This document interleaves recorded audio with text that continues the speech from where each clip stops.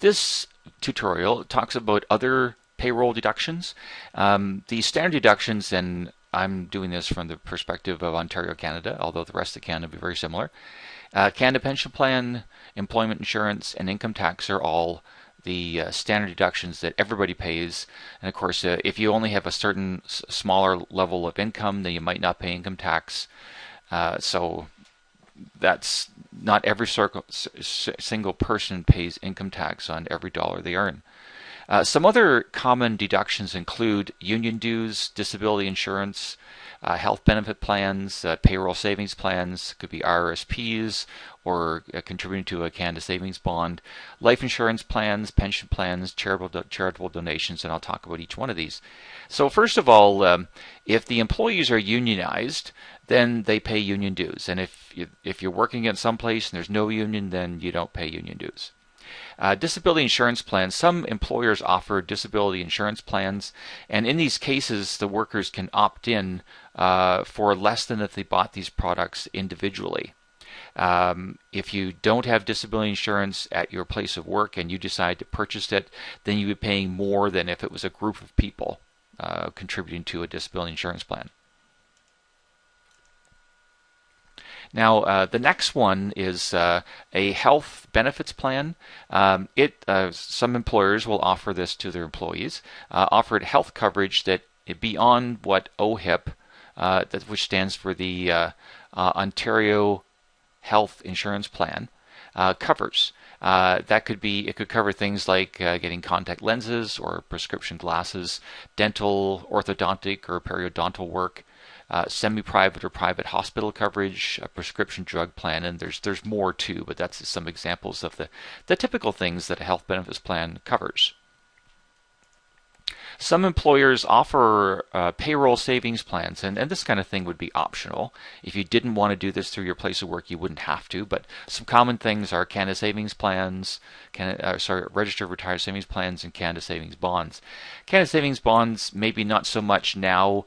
Previously, when interest rates are higher, they were probably utilized more, but that is something that has historically been offered through a payroll savings plans.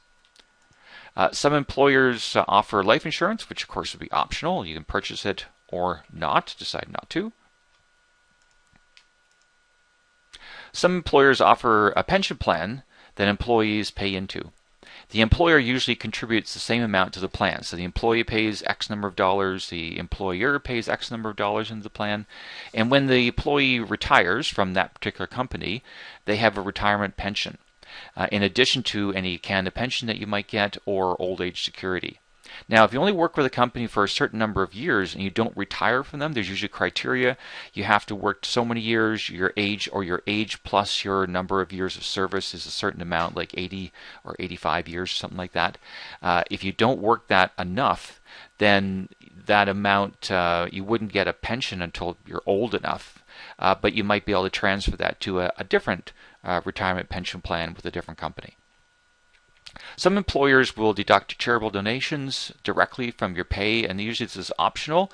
The nice thing about getting that done is because if it's not on your pay, then it's not money that you can easily spend. So if you want to get them to take off $50 a pay or something like that, then you have that, you're contributing to that charity without it being on your paycheck. Because if you don't get that done, then you decide, well, I'm going to contribute a certain number of dollars to a charitable institution, it's more difficult, a little bit more difficult, if you have to then take it off your paycheck and then contribute it. So some people do that. And in this example on the last page here, we're going to calculate gross pay, the total deductions, and net pay. And so Sabina earns $565 per week working at a call center. Her deductions are as follows. So we have the standard deductions at the top, the CPP, EI, and income tax, and then a couple of other deductions. She pays into a company pension plan, and she has a health benefit plan. So what is Sabina's gross pay? Well, it says she's making $565 per week. So that's her gross pay, the $565 per week. The total deductions will add up the 5 of these. So the $27.97, the $12.89, the income tax of $98.74, and the $25 and $35 for the pension plan and health benefit plan. So adding up the 5 deductions, the total deduction is just under $200, $199.60. So that's her total deductions.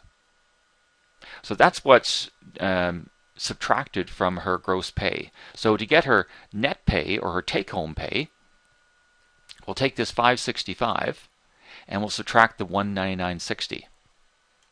And so her take-home pay or her net pay is what will be actually on her paycheck or deposited into her bank account is $365.40. So that's her net weekly pay of $365.40. And that's the end of the tutorial.